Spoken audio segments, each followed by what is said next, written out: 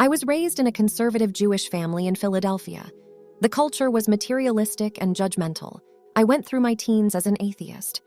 Since learning of the Holocaust at age 8, I had turned angrily against any early belief in God. How could God exist and permit such a thing to occur? At age 17, just after graduating high school, I was devastated by a sudden, fatal heart attack that took my father's life unexpectedly. I loved him dearly and felt abandoned. To add insult to injury, I learned during the mourning period that the prayers of we 3 survivors, my mother, my sister, and myself, did not count because we were women. Furious, I turned to Eastern mysticism for comfort. My relationship with my mother, which had never been good, deteriorated to the point where I left home. During the summer of 1970, I moved to California, looking for adventure, a new life, and inner peace. I got all of this in a dramatic and unexpected way while staying in Venice Beach outside of Los Angeles in July 1970, when a motorcycle accident led to my near-death experience. The motorcycle ride, my first, was part of a celebration of arrival. A boy I met took me to see the play Hair, which celebrated the hippie counterculture and the age of Aquarius, where mystic crystal revelation and the mind's true liberation will somehow transform our society into one of harmony and understanding. Riding back on a small highway where helmets were not required, we were struck by a drunken driver. I was thrown to the ground head first and suffered a fractured skull and numerous broken bones in my head. When the police arrived, they started to book the driver of the car on manslaughter charges. Since my head was so badly mangled, they assumed I was dead. This was not the case then. I spent 2 weeks in the hospital, where my fracture was sutured. I was given sufficient medication to handle the pain. When I was released, they told me to just take aspirin. Being too young and naive to understand what now faced me, I didn't argue with them. However, when I got to my temporary apartment, I was filled with such despair that I was determined that the first night would be my last. My pain threshold was very low, and the contusions that had torn off half the skin from my face shattered my self-image. I had no family to speak of, and nothing to live for. The pain was now unbearable, and no man would ever love the grotesque creature I had become. I lay down on the bed, becoming an agnostic as many atheists do in times of trial, and prayed from the bottom of my heart for God to take me. Somehow, an unexpected peace descended upon me. I found myself floating on the ceiling over the bed, looking down at my unconscious body. I barely had time to realize the glorious strangeness of the situation, that I was me, but not in my body, when I was joined by a radiant being bathed in a shimmering white glow. Like myself, this being flew but had no wings. I felt a reverent awe when I turned to him. This was no ordinary angel or spirit, but he had been sent to deliver me. Such love and gentleness emanated from his being that I felt that I was in the presence of the Messiah. Whoever he was, his presence deepened my serenity and awakened a feeling of joy as I recognized my companion. Gently, he took my hand and we flew right through the window.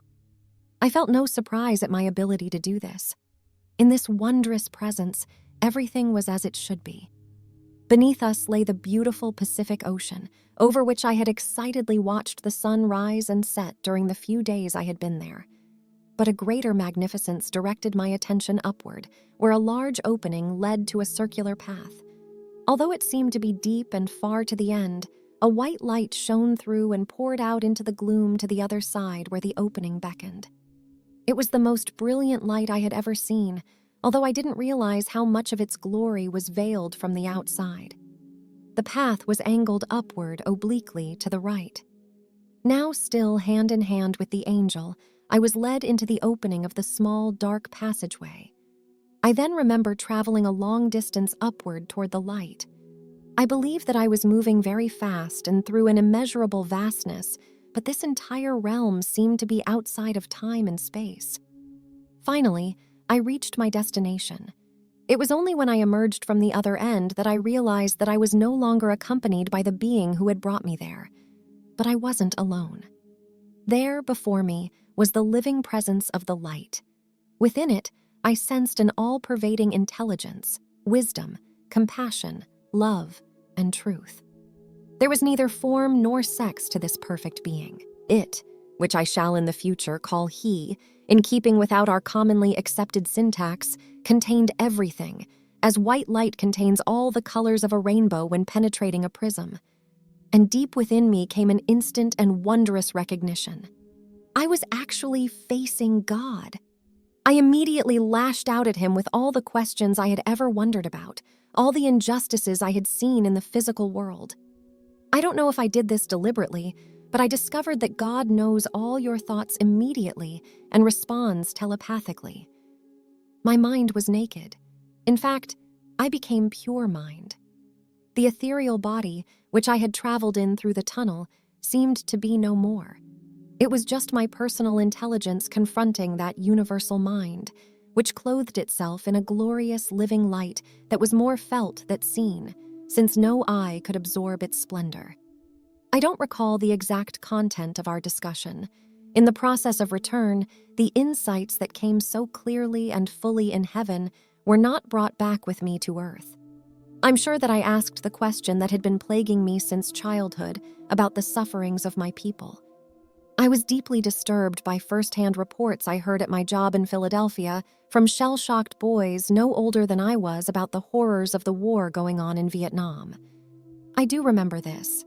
There was a reason for everything that happened, no matter how awful it appeared in the physical realm. And within myself, as I was given the answer, my own awakening mind now responded in the same manner. Of course, I would think. I already know that. How could I ever have forgotten? Indeed, it appears that all that happens is for a purpose, and our eternal self already knows that purpose. In time, the questions ceased, because I suddenly was filled with all the being's wisdom. I was given more than just the answers to my questions. All knowledge unfolded to me, like the instant blossoming of an infinite number of flowers all at once.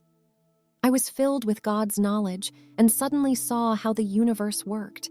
It was so simple and beautiful over there. The feeling I brought back was one of interconnectedness of all things and the continuing unfolding of the unconditional love I had first rejected upon meeting this ineffable ground of life.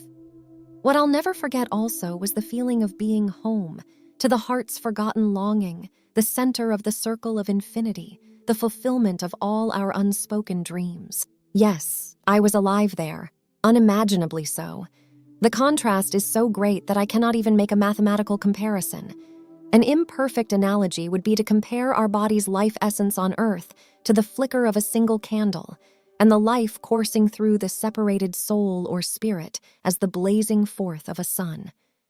But my journey of discovery was just beginning. Now I was treated to an extraordinary voyage through the universe. Instantly, at the speed of thought, we traveled to the center of stars being born, supernovas exploding, stars dying, visions from the outside of galaxies majestically swirling through radiant space, including our own Milky Way. The impression I have now of this trip is that it felt like the universe is all one grand object woven from the same fabric. Space and time are illusions that hold us to our plane. Out there, all is present simultaneously. I was a passenger on a divine spaceship in which the Creator showed me the fullness and beauty of all of His creation. There was no darkness there, or between any of the objects.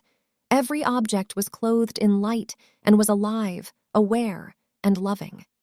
The last thing that I saw before all external vision ended was a glorious fire, the core and center of a marvelous star. Perhaps this was a symbol for the blessing that was now to come to me. Everything faded except for a richly full void in which that and I encompassed all that is. Here I experienced in ineffable magnificence communion with the light being. Now I was filled with not just all knowledge, but also with all love. It was as if the light were poured in and through me. I was God's object of adoration, and from our love, I drew life and joy beyond imagining. My being was transformed. My delusions, sins, and guilt were forgiven and purged without asking, and now I was love, primal being, and bliss, and in some sense I remain there for eternity. Such a union cannot be broken. It always was, is, and shall be. Suddenly, not knowing how or why, I returned to my broken body. But miraculously, I brought back the love and the joy. I was filled with an ecstasy beyond my wildest dreams. Here in my body, the pain had all been removed. I was still enthralled by a boundless delight. For the next 2 months, I remained in this state, oblivious to any pain. I felt now as if I had been made anew. I saw wondrous meanings everywhere. Everything was alive and full of energy and intelligence. The light and love filled every object, whether natural or man-made. Although in time this precious gift faded, I understand now that that's all that exists. In our fundamental nature, we are love, and we are each loved and forgiven in each moment. After the accident, my actions showed this transformation. In the past, I had been painfully shy and felt myself unworthy of being loved. I went out with my head swathed in bandages and landed a job in 1 week, made many friends, and got involved in my first real romance. After the Silmar earthquake in 1971, I moved back east and went home to my mother, with whom I became reconciled. I started college at 23 and graduated Phi Beta Kappa.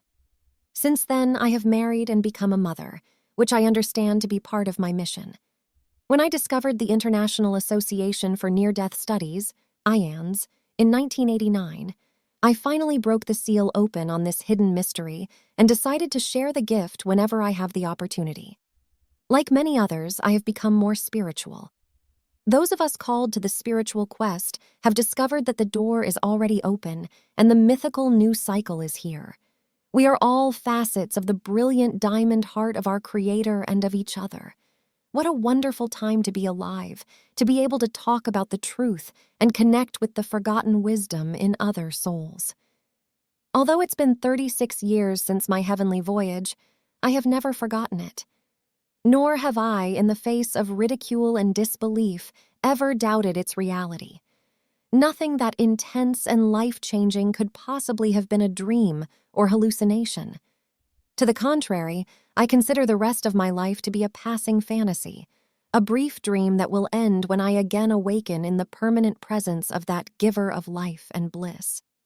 For anyone who grieves or fears annihilation and death, I assure you of this. There is no death, nor does love ever end. Modern physics assures us that matter does not die, but is instead transformed into energy. I see the body as a coat housing the immortal consciousness within. When our mission is complete, we remove the coat and take on our glorious form, complete with the full spiritual understanding we vainly seek during our earth days. Then, having graduated this temporary school, we get our report card in the life review, with extra credit for love, forgiveness, and service to others. Now we can continue on our journey unencumbered, free, and truly alive. Someday you who are reading this and I will be together in this realm of love, light, and unending bliss. That does it for today's video. Let me know what you thought about it in the comment below.